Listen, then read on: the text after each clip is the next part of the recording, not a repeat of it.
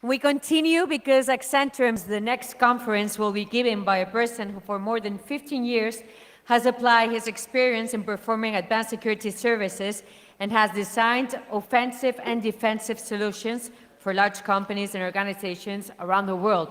He is one of the few professionals that has obtained the GX Security Expert certification. And I think he's going to talk about something that we use every day, 24 hours. I use 24 hours. What's up? The end-to-end encryption. The end-to-end encryption of WhatsApp. It's one of the themes of the things he's going to talk about. So give a big applause to Raul Siles. Thank you. Bienvenido, Raul. Gracias. Welcome, Raul, and we want to listen to you. Okay, so welcome everyone to Spain, for those of you that are coming from abroad. So as you have seen, we are going to talk about WhatsApp and end-to-end encryption. If you're here because you want to know how to hack WhatsApp with a single big red button, probably you will, it's better for you to leave the room. If you want to be here because you want to learn something, you want to know where the encryption is going on in the industry, definitely stay with us. So, because we have limited time, like 45, 60 minutes, you have an extended version of this presentation available on the Dinosec website. So you go to dinosec.com, you go to the lab, and the first publication there, it's available for you to go deeper into the different topics we are going to cover. So basically, we are going to start with focusing on some very brief introduction about crypto and some crypto elements that are being used in the WhatsApp end-to-end encryption protocol. And then we're going to go deeper into them, covering the main elements that are providing the capabilities we have today. And then if we have time at the end, we will talk about this backdoor vulnerability that was announced earlier this year, and then some conclusions and plenty of references for you to go in depth in this kind of topics. So first of all, if we talk about instant messaging, privacy, what is the face that comes to your mind when we talk about these topics? Who was the person that probably widespread privacy for the end users worldwide? Anyone that you clearly identify for that? Are you there? Someone want to try? Probably was Snowden, right? Making really people aware of the fact that we need to protect our communications, probably. Okay? Okay, in any crypto topic, we need to talk about Alice and Bob. They are trying to communicate. It seems they are a little bit worried nowadays because of the quantum crypto, okay, upcoming capabilities we are going to have, but still, potentially they can protect their communications. So let's go in depth. Okay, WhatsApp has evolved from a very simple crypto mechanisms a few years ago that could be easily bypassed to what we have today, which is a really complex implementation and environment. Okay, as you probably know, there are more than 1 billion users, active users, okay? So we're going to go in depth into how the encryption works. Okay, it's called end-to-end encryption because both ends, okay, both users are going to encrypt the communications no matter who is in the middle. The WhatsApp servers, three-letter agencies, or any other elements that could be interested on their messages, okay? It's going to use something called noise pipes. It's a new protocol that it's replacing HTTPS, okay, in WhatsApp. And it's important for you to notice that end-to-end encryption is not fixing or solving all the security threats in WhatsApp. So still the WhatsApp servers can get metadata. They can obtain information about who is communicating with whom and how frequently they are doing that, what is the size of the data they are exchanging, so on and so forth. And the registration process is still, let's say, not covered by this kind of encryption. As you know, you need to provide a phone number so that you receive an SMS message so that you can identify yourself and your number. That's the idea. Okay? So let's jump into the main protocol. The main protocol is called axolotl, like a very specific kind of animal that typically lives in Mexico, or the signal protocol. And basically it's because these animals are capable of self-repairing parts of their body. So that's the idea of the protocol. The protocol pretends to be able to self-contain or self-recover from specific breaches, security breaches affecting the different keys we are using. That's the overall idea. The reason why we are here, or why I'm explaining that, is because probably you know, later last year in March, WhatsApp implemented that, but there are lots of other messaging solutions that are making use of Signal or variants of Signal. So it's something that it's important for you, because it's one of the reference crypto protocols that are becoming very, very common in our industry. So probably you are going to see that in other solutions in the future too. So keep that in mind. These are the two guys that are behind the Signal protocol. Okay, it's Open Whisper Systems, it's Moxie and Trevor. Okay, they designed and implemented the protocol, and they help WhatsApp, in fact, to do that, or Facebook nowadays. So let's start with a very brief crypto introduction for the main topics we need to understand before we go deeper into the protocol itself. So one of the main protocols or features we are going to use is Diffie-Hellman. Diffie-Hellman is an old exchange protocol that basically tries to generate a secret key between two parties, assuming that the channel they are communicating with is insecure. That's the overall idea. They are going to use long prime numbers for that. They are going to use exponentiation and the fact that the inverse mathematical formula, okay, would be the logarithm. Okay, it's difficult to solve. Let's say computationally expensive to solve. Okay, nowadays that's the overall idea. Keep in mind that still Diffie-Hellman is vulnerable to man-in-the-middle attacks. You need to be sure you're talking with the party you think you are talking to. That's a key point. So this is how Diffie-Hellman works. I mean, keep the general ideas, okay? Just that. Basically, we have Alice and Bob, and what they are doing is they are going to agree on specific mathematical elements there, such as prime numbers, and Alice is going to generate a secret, like a private key, and Bob is going to do the same. And then, applying the Diffie-Hellman mathematical formula, Alice is going to derive as a public key, something that is public, and is going to share that with Bob. And Bob is going to do the same. He's going to generate a public portion of the associated key, and is going to share that with Alice. Basically, due to the mathematical properties there, V, which is alpha to the power of lowercase b, okay? What Alice can do is take that value and do that to the power of a. So basically it has alpha to the power of b to the power of a. And Bob can do the same, can take a and do a to the power of b. As you can see on both sides, because this value is the same as alpha b multiplied by a, and this is a multiplied by b, they are the same value. So basically what they have done is they have exchanged public elements that are based on some secret or private elements, but as a result, they can have a common single shared value, which is a shared secret. That's the overall idea. This Diffie-Hellman exchange can be used in different scenarios. So one that is very well known is Diffie-Hellman ephemeral. Basically, we are going to use temporary keys instead of long-term keys. Okay, we're going to combine different kinds of keys in the Signal protocol. And then we have an implementation based on elliptic curves, which is another mathematical way of being able to implement the Diffie-Hellman protocol. Okay? Regarding elliptic curves, basically there are two that are well known nowadays, just focused on the X25519, because it's the one that is going to be used by Signal. So keep that in mind.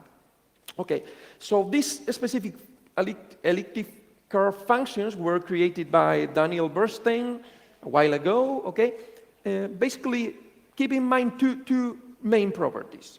One of them is they are working with 32-byte values. So the secret key is 32 bytes, the public key is 32 bytes, so on and so forth.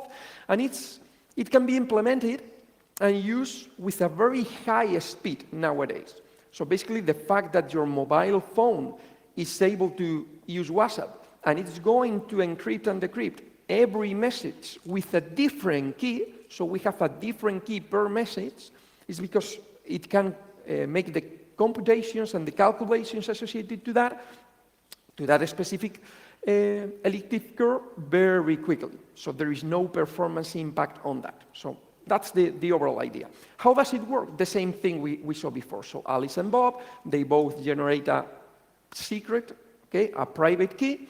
They calculate a public key based on that private key, and the same principle applies. So basically, if I provide you my public and you calculate a formula with your private and my public, and I do the same, we end up on the same shared secret. So we have been able to share a secret over an insecure channel. That's the overall idea, okay? So with that main crypto concepts or theory, we can move forward into the protocol itself. So first of all, it's important for you to keep in mind that the goal of the protocol is to accomplish 3 different crypto properties. The first of them is perfect or forward secrecy. So basically it's the fact that if someone compromises my keys now, he's not going to be able to get previous keys, old keys we used to encrypt traffic and data in the past. That's one idea. The second idea is something we call plausible deniability or deniable encryption. Is basically the fact that if the 2 users try to tell to a third party that this message was sent by the other party, they cannot do that. They know the message came from that party, but they cannot demonstrate to someone else that the message came from that party. The idea to understand that is, because we are using the same secret, I can encrypt messages as you, and I can tell a third party that this message was sent by you. But it's not, because it could be sent by me too, because we both know the key. So that's the idea behind that. And the third one is something we call future secrecy. It's like the opposite of forward secrecy. It's the idea that if someone breaks the keys now, okay, we are going to be able to generate future keys without those keys being compromised because of the current breach. Okay, that's the overall idea. So we want to have security in the past, in the future, no matter if we have breaches. So to do that, obviously we need to implement multiple protocols or components together to be able to accomplish that. So let me start with the first one. The first one is called, okay, the triple Diffie-Hellman, okay? Extended triple Diffie-Hellman, that's the idea, okay? Although you can see that it can have up to 4 different steps, but the 4th one is optional. So this is why it's called triple Diffie-Hellman, okay? So let me explain you what it's trying to do. It's a key exchange protocol. So Alice and Bob want to exchange keys, okay, over an insecure channel, as we have mentioned before. But they want to do that having in place the 3 crypto properties we have seen before. They are trying to accomplish that. And not only that, they want to generate a secret, a shared secret, that can be long life. So basically, when they establish a WhatsApp session, that session can remain there forever. And you keep sending messages inside the same session forever between 2 users, unless you replace your mobile phone or reinstall the app. But basically, that's the idea.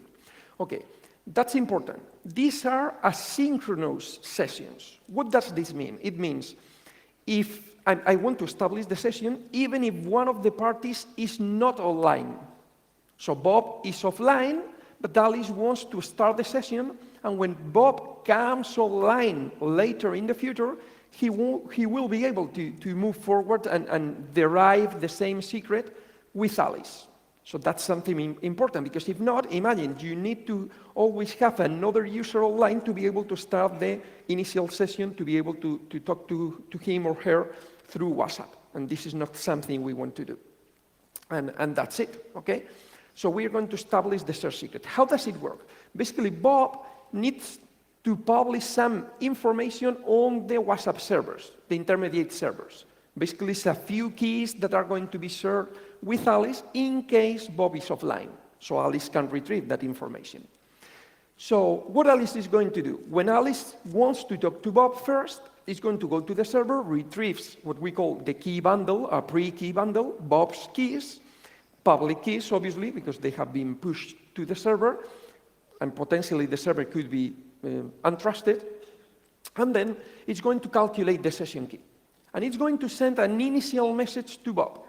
This initial message contains all the information required for Bob to do the same, to retrieve the information, public information keys, information and keys from Alice, perform the same calculations, and end up with the same share secret. So now both share a secret, and they can start encrypting and decrypting traffic based on that. Okay? Let's go to take a look at that. So imagine we have Bob, Alice, and we have the servers in the middle. Bob has an identity key. It's a public, long-term, public and private. It's a keeper, long-term key that is going to be used to identify Bob. It's unique to Bob, okay? So it's going to submit that to the servers. Alice can retrieve the key and start encrypting data to Bob. So this is something we can do using public cryptography, and it will work.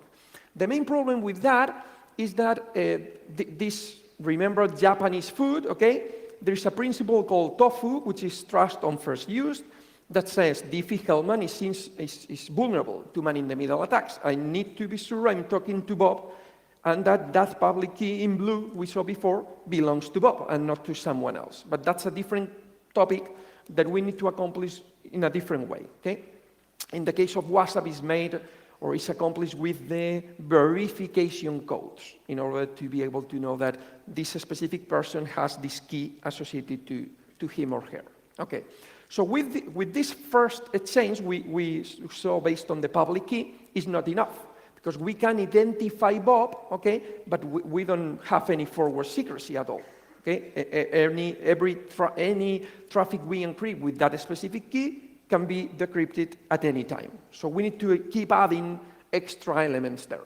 So what Bob is going to do is going to generate a set of keys. We call them pre-keys or pre-generated keys. They are also called one-time pre-generated keys. The reason is because they are only used once. So when someone wants to establish a session with me, is going to consume one of those keys. The key will be discarded and won't be reused, because you know that reusability of keys in crypto is not a very good idea, okay? It helps you to break things. So it's going to upload the keys to the server. Alice wants to talk to Bob, so it's going to retrieve that key, and it's going to be able to generate a message. Okay, remember, this key can be removed because we don't need it anymore. It has been used by Alice, so not by any other user. And then Alice is able to talk to Bob using the public key and the public key, long-term, and the one-time key, okay? And we'll be able to talk to Bob. Remember, once Bob receives that communication, it can remove that from memory, from the app, so we don't have issues if someone compromises that key. The idea of that is that we get forward secrecy. We protect the keys that we have used so that if someone compromises the keys now, won't be able to attack previous communications. Still in that scenario, someone could impersonate, Bob and say, this is a one-time key from Bob, but it's not. So we need something else too. So we have the public key, and now we have a new key that has been signed by Bob. So only Bob can sign that key with his own, let's say, pink private key here. It has all the one-time pre-generated keys, and it's going to upload all this plus the one-time keys to the servers. So now Alice can retrieve all those keys in order to be sure that it is Bob, it's a key that has been signed by Bob, so it's him, and a one-time key so that we ensure forward secrecy. That's the overall idea. This is what we call the pre-key bundle, the set of keys Alice requires to be able to start speaking to Bob. Okay, that's the idea. Okay, and with that, it's going to be able to perform this triple Diffie-Hellman exchange. Okay, so basically we are At this point, we are matching all the properties we were trying to accomplish at that point. So let me recap that. We have the public key, the identity of Bob. We have a signed key, okay, from Bob. So we know it's Bob because only he can sign that. We are submitting that to the servers. We have the one-time keys so that we don't reuse them, okay? One per user, per session, basically. And this whole set of keys, okay, is retrieved by Alice. This is the pre-key bundle. And now Alice needs something else, her own keys. So Alice also has an identity key that represents Alice, okay? And also an ephemeral key. It's a temporary key that we are going to use for this session. That's the idea. And with all these components, now Alice is able to implement, or sorry, let's go there, to perform the triple Diffie-Hellman. It's going to use the identity key from Bob, the sign per key from Bob, and the one-time key from Bob. It's going to use its own identity key and the ephemeral temporary key, and it's going to perform different Diffie-Hellman exchange, or even 4 if we have keys still in the server that we can use, in order to derive the search secret. So with that, we are ensuring, as we tell, forward secrecy, because we are using ephemeral temporary keys. We can authenticate Alice by Bob. We can authenticate Bob by Alice. We can have forward secrecy partially, okay? And we can have perfect forward secrecy because these are keys that we are not going to reuse anymore and we're going to remove them as soon as possible, okay? So these are the properties we are trying to accomplish. So with that, we have a shared secret, something that is shared between both. In this case, only Alice has been able to obtain the shared secret because remember, we assume Bob is offline, has not been connected to the network during all this time, okay? That's the idea. So we have mutual authentication with the identity keys, and then we have, sorry about that, forward secrecy between the ephemeral temporary keys, okay? Okay, so in order to derive the search secret, we basically combine the output of all these different exchanges to be able to get a 32-byte key, as we mentioned before, based on the elliptic curve 25.5.19 standard, okay? That's the idea. So the next question would be, how can Bob obtain the same search secret? In order to do that, Alice needs to send Bob what we call the initial message. It's a message that contains Alice's keys so that Bob can perform the same computations. And basically that's the idea. This initial message from Alice, okay, it's going to contain the identity key from Alice, the ephemeral key from Alice, and an identifier of the temporary key we use from the server belonging to Bob. So with that, Bob has all the pieces missing from his side. Basically, it has the identity key from Alice, the ephemeral, it can identify its own one-time temporary key, and it can calculate the same 3H there. That's the idea, okay? And as a result, it will get the same secret.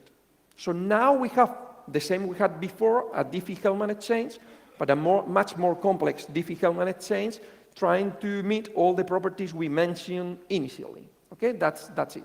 Remember, all the private keys can be removed from memory, trying to provide forward secrecy and avoid these keys being compromised and therefore someone being able to decrypt previous sessions. Okay, so the protocol has been completed. Are you okay with that? With this general overview of how the protocol works and all that? Basically, that's the beginning. Just the beginning is the initial protocol we use to have a shared secret.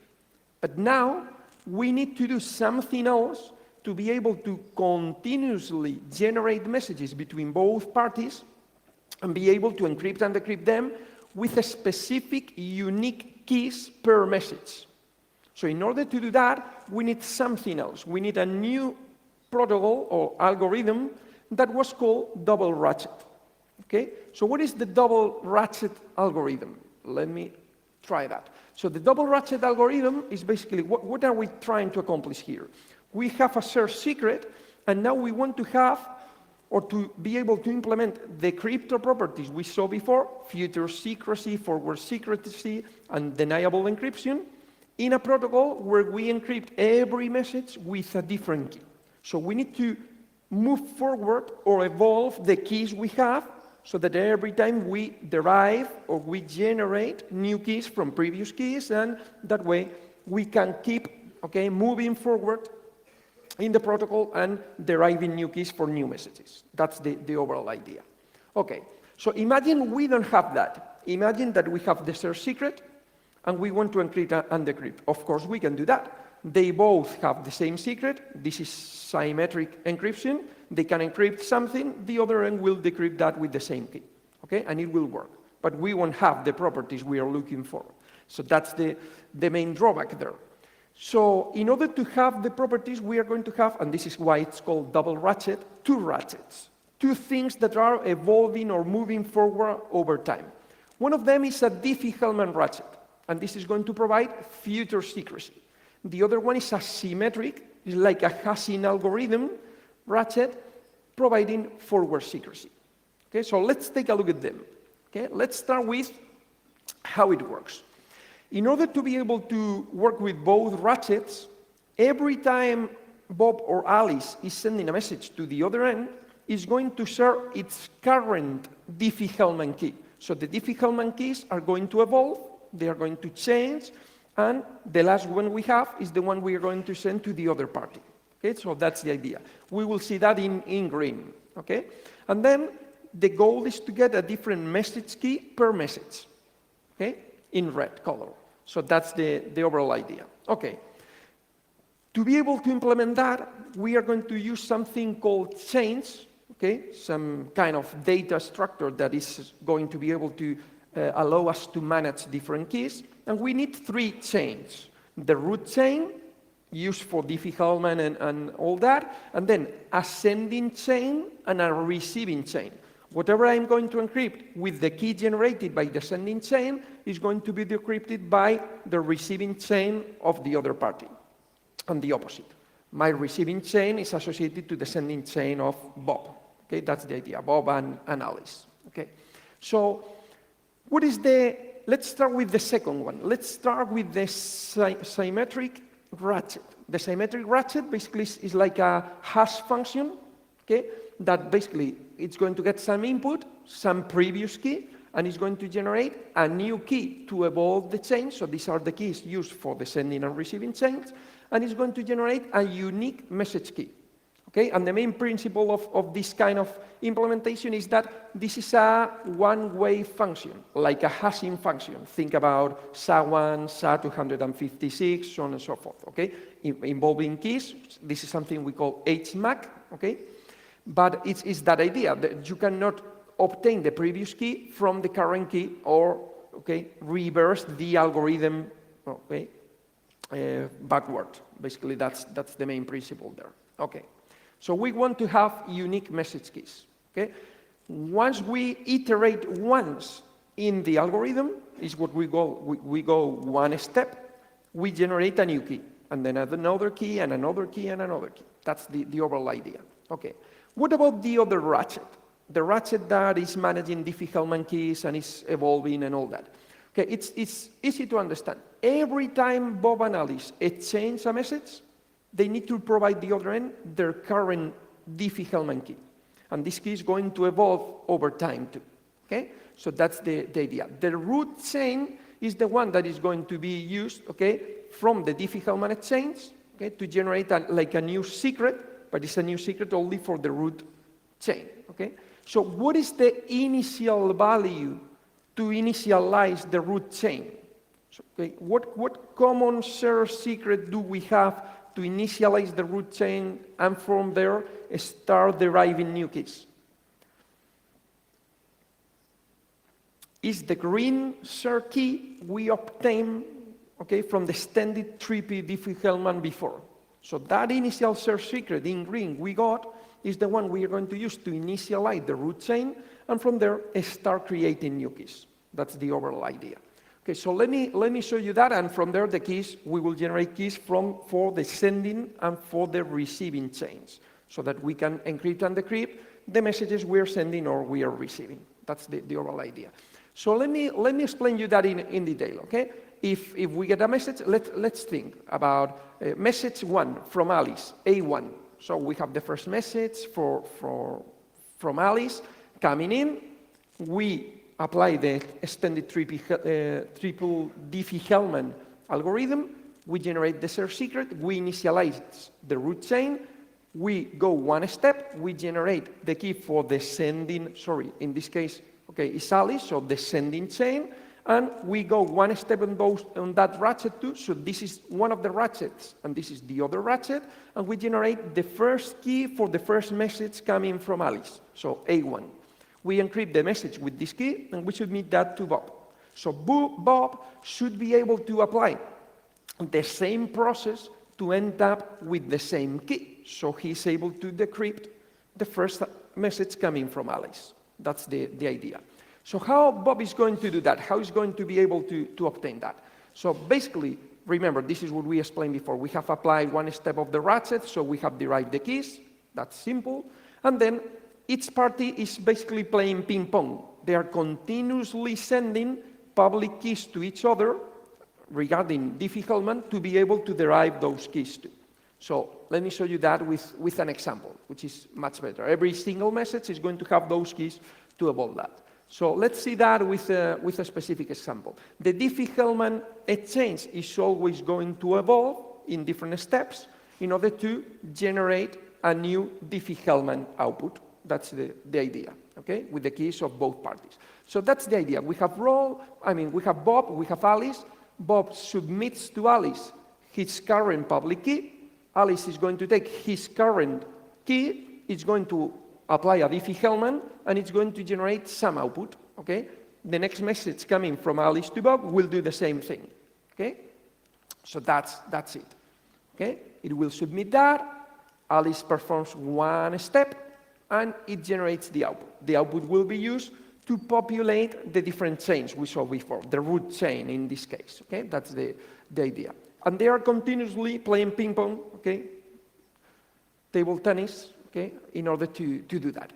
Okay, so let's do that, or let's going to see that in action. Okay, so we have Bob generates a new key, submits that to Alice with the first message. Alice generates a new key, iterates one step on the Diffie-Hellman ratchet, generate an output, okay, and that output will be the same of the next output that is generated by Bob. When Alice submits the next message to Bob, it will have the same public key. Bob will do the same computation. Its previous key plus current Alice key will generate the same output. They both have the same output. They can encrypt and decrypt with that output specifically. Okay, and the same idea will happen. Bob will generate a new key for the next step, the next communication. It will be remaining there. Okay, so the next step will be ready for the next message we need to send to Alice, okay? So let's take a look at that. Now, Bob submits a new message to Alice. Alice receives the key.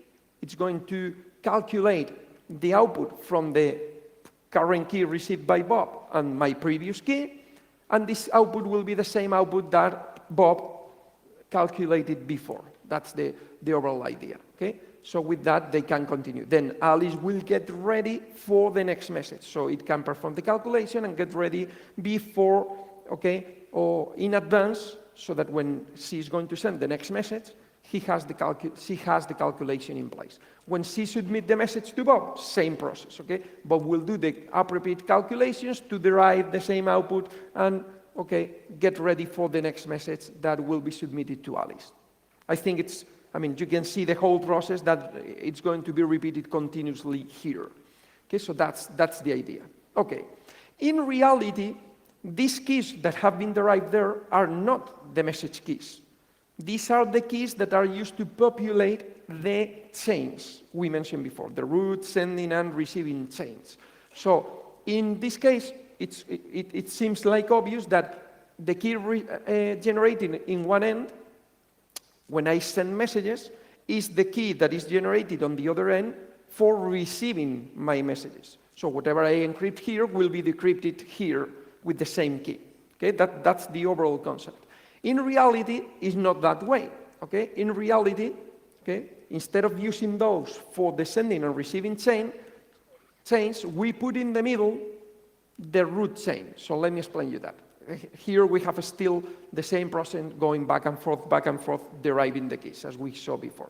But in reality, as I mentioned, instead of being this, the receiving and sending chains, okay, we have moved that to the right, and we have put in the middle the root chain. So let me show you that. The root chain will be there generating the keys. With that, we have an extra key derivation function, and in that way, we can ensure much better forward secrecy.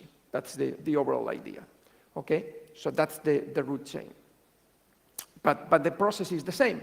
I derive a new key, I perform 2 steps, I can generate the outputs that will fit the new function that in fact will generate the final sending and receiving chains, okay, for the other 2 chains. That's it, okay? Remember, the first key we use to initialize the root chain is the search secret we got from the extended triple Diffie-Hellman. That's something we need from somewhere. So let's put all the pieces together. So initially, Alice and Bob apply the extended triple Diffie-Hellman. They derive the search secret. Alice submits the initial message so that Bob can derive the same search secret. And from there, they initialize the root chain with the search secret, and they start playing with the 2 ratchets. Okay? The one used by Diffie-Hellman to ensure future secrecy, the one used by the key derivation functions with the 3 chains, root, sending, and receiving, to ensure forward secrecy. And from there, we can move forward and start generating unique messages or unique keys per message, which is the end goal of the protocol. Okay, so we initialize that, then we submit that to Alice. Alice can derive the first key for the first message she's going to send, and it's able to send that message. Okay, this is basically all the pieces we have explained there in the tiny diagram. Okay, once we have that, and Alice receives a message coming from Bob, he can do the same. He can derive all the keys in order to be able to have the first key for the first message that is going to be received from Bob. That's the overall idea over there. Okay? So keep in mind that up to here, we have only looked at Alice's side, not Bob's side. Okay? In order to look at Bob's side, basically we will need to do the same calculations on the other side, and as you have seen, the sending key, it's the same one as the receiving key on the other end. So they can encrypt and decrypt the message with the same key. Okay, that's the idea. So let's take another look to that in action. Okay, Alice is going to send the first message, is A1, so it's going to receive Bob's public key, calculate or initialize the root chain, as we mentioned before, get the value there, derive the output, and be able to generate the sending chain. Okay? With the sending chain, it's going to iterate 1 step and generate the first message key. And it's going to be able to encrypt the first message with that. Okay. When Alice receives a response from Bob, okay, it can do the same calculation. It can derive the receiving chain, and it can generate the key for the first message that will come from Bob, okay, which is B1. Okay? And it will get ready for the next message. That's it. Okay? So Alice sends the second message, A2. Okay? It's going to submit that to Bob and generate an A2 message. Okay? Bob, for example, sends her second message to Alice, so they are going to come up with the second key associated to Bob messages, and from there, they are going to move back and forth, generating keys per message. That's the overall idea, okay? In fact, we are not going to cover that, but the protocol is ready to manage lost or delayed messages. So you can keep keys for messages you have not received, but potentially, because you think you're going to receive them in the future, and therefore you will need to decrypt them. So everything is ready for that scenario too, okay? And that's the whole process. Basically here you can see that Bob is sending another new message, and Alice can iterate one step, generate the receiving key, and generate the unique keys to decrypt those messages coming from Bob. Okay. My main goal with all this explanation, which is I hope your brain is hurting now, okay, that's the purpose of the explanation, is that you can see how complex the protocol is and all the pieces that have been put together to be able to ensure the different crypto properties we mentioned at the beginning. That's the overall idea. If we look into Alice and Bob's simultaneously, it will be something like that, okay? So we have been looking to Alice's side before, and something similar is going on Bob's side. So that's it, okay? So this is how it works. Basically, we have the extended triple Diffie-Hellman exchange to derive the initial source secret, and from that, we are initializing different chains to be able to send and receive messages with unique keys that are specific for every single message. That's it. Okay, how are we doing regarding time? We are fine? Okay, so let me go into something that was published, okay, early this year. Okay, probably you read about that. Someone mentioned there was a backdoor or vulnerability bug or feature, something like that in WhatsApp. It was a bug. It was not it was a feature, okay, not a vulnerability, basically. So what was it? So let me explain you that. Remember we have said before that Diffie-Hellman is still vulnerable to man in the middle, because you need to be sure that you are talking to who you think you are talking to. So basically you need to have some kind of matching between the identity of the other user. So Alice needs to verify Bob's verification code, which basically is a code that provides you the information between that session taking place between Alice and Bob. Okay? Because if not, you might receive a public key from someone else, okay, that if, for example, that is not Bob. So you need to have that match between the identity and the key, okay, and there is nothing that is providing that information to you except the verification between both parties. Okay, for that, WhatsApp is going to generate a code based on the public keys of both users that you can, okay, verify with the other party. That's the overall idea. Scanning that, I mean, it could be a QR code that you scan with, if you have physical contact between the two users, or if not, it's converted to a 60-digit code that you can read to the other party, so on and so forth. Okay, it's some usability improvements there for the users to be able to verify the different codes. Okay, so the backdoor vulnerability that appeared basically was based on that. Let me show you that. Let me show you the details. Okay, they mentioned backdoor at the beginning, then they renamed that to vulnerability. It could be a feature, it could be a bug. Think about that. If Alice sends a message to Bob, but Bob is offline, the message will have only one tick, okay, saying it has been delivered, but Bob didn't read the message. That's the idea, okay? Then, imagine that at that point, Bob changes its own public key, okay? How can Bob change its own identity public key? For example, because he replaces his current phone, mobile phone, by a new device, or because he decides to reinstall the app, okay? And a new key is going to be generated that is not related with the previous key, okay? There are places in the world where this tends to be really common. People changes phones frequently or reinstall the app frequently, things like that, okay? So what happens? When Alice wants to communicate with Bob, okay, is going to retransmit the new messages with the new key from Bob.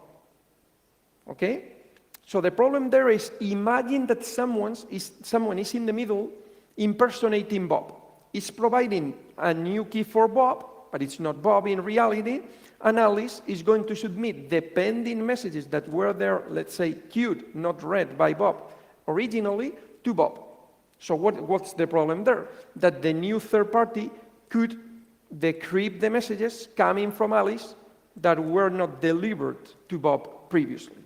Okay, that's the main threat, okay, associated to that. Bob could be notified, but it will be notified afterwards. So it's too late, because the third party has already had access to Alice's messages, okay, or messages coming from Alice to Bob, okay, encrypted with the new keys.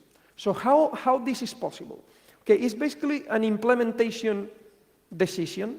So for example, in WhatsApp, because they have so many users in the world, they decided to disturb as less as possible the users, basically doing that automatically. Even if your key changes, it's going to automatically resubmit, resend previous undelivered messages to the new key, or encrypted with the new key to the same user automatically. That's the idea.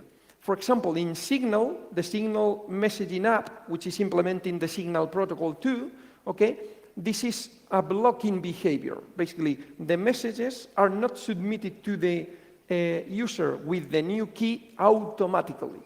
Okay, the sender is asked first if he wants to submit those messages with the new key. It's a usability trade-off. It's a trade-off between usability and security. In WhatsApp, they decided to improve usability. In Signal, they decided to improve security in this specific balance, okay? So basically, this is how it looks like. You have WhatsApp, you submitted a message, this one was delivered to the user, so it has 2 ticks. This one has only 1 tick, has not been delivered to the user. In the middle, the user changes the phone, reinstalls the app. It has a new key. What the WhatsApp user will see? It will see that the code has changed, but the message has been submitted with the new key. It's too late. The message already went through the network, okay? If we look at that into Signal, the behavior is different. We have one message that was delivered, a second message that was not, and now what is going to happen? The user is going to see that the key, the identity key for the other user has changed, but as you can see here, the message has not been delivered yet. The user needs to approve manually that he wants to submit the message to the other party with the new key. So basically, that's it. Okay, it's the different behavior. Once you do that, it's going to ask you for that, and therefore it will submit the message. Okay, so basically, it's this kind of trade-off that is very common in our industry, where you need to decide between usability and security for some specific decisions. So with that, we are going to end up the talk with some technical conclusions I want you to keep in mind. First of all, as you can see, the kind of protocols and algorithms we are using in day-to-day communications nowadays are really complex compared to what we have like 3, 4, 5 years ago. This Signal protocol, it's becoming like the industry reference for lots of different messaging, secure messaging communication solutions or apps, okay? So keep that in mind. And for every software, like this kind of apps and messaging solutions, there are things that we need to keep in mind. There's always a trade-off between usability and security. So we need to take design decisions based on that, okay? It's important to have open source software. I'm not saying that commercial software is less secure than open source software. It depends on the piece of software, basically. But having open source software, especially in the Snowden era, where a lot of people are worried about their communications being intercepted, so on and so forth, it's important so that someone can review the code of that specific app or solution. It's not only that we need to have open source software, but we need to have something called reproducible builds. It's basically what you have here in the link, is basically the fact that you can take the source code of the app from GitHub, compile that, generate the binary or the final app, and be able to compare that that app is exactly the same app you have on the official stores, okay, in Google Play or the App Store. And you can verify that's the same app because the hash, let's say the cryptographic hash of the app you compiled And the app that is publicly available is the same, so you know that the source code is the same. If you cannot do that, there is another threat, and if someone could modify the open source code, you are reviewing some code, but the code associated to the public app is a different one. So you need to be careful with that. Obviously, as you can see, we have software that is really, really complex nowadays. So we need to have extra capabilities or verification capabilities to really ensure that the software is secure. A very good example that we have suffered recently is the cracks attacks for Wi-Fi networks. Okay, even if the four-way handshake has been mathematically proven, there was things that were not included in that verification process, and therefore we have suffered a new vulnerability affecting that. Okay, in any case, WhatsApp decided to do things in a specific way, usability. Signal decided to do things in another way, promoting security. My recommendation is create solutions that provide the user the option to decide. The user should be able to decide if they want to promote usability or security depending on the user profile or any other aspects. So providing advanced configuration options in the apps will help the user to decide what he prefers, usability or security, okay? And then you will decide what is the default option. But the default option is important for the end user, but for the more advanced users, it's not relevant because if they have the capability to change that, okay, they can decide the security level they want to implement. So basically that's it. I know that it has been a tough talk because we have covered a very complex topic in a very small amount of time. Remember, you have the extended version of the presentation if you want to go deeper into some of the algorithms that are finally used for the encryption and decryption and key lengths and other details. But at least I hope you have had a good overview of how the Signal protocol works and what is the different keys involved in the process and the change that take place there.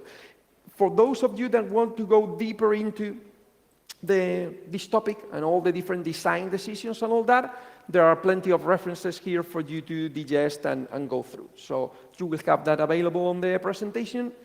Thanks a lot for remaining and surviving, even if the food, okay, the lunch is the next step in your day. And thank you for being here, and again, welcome to Spain. I hope you enjoy the competition during these couple of days and enjoy the conference too. Thank you.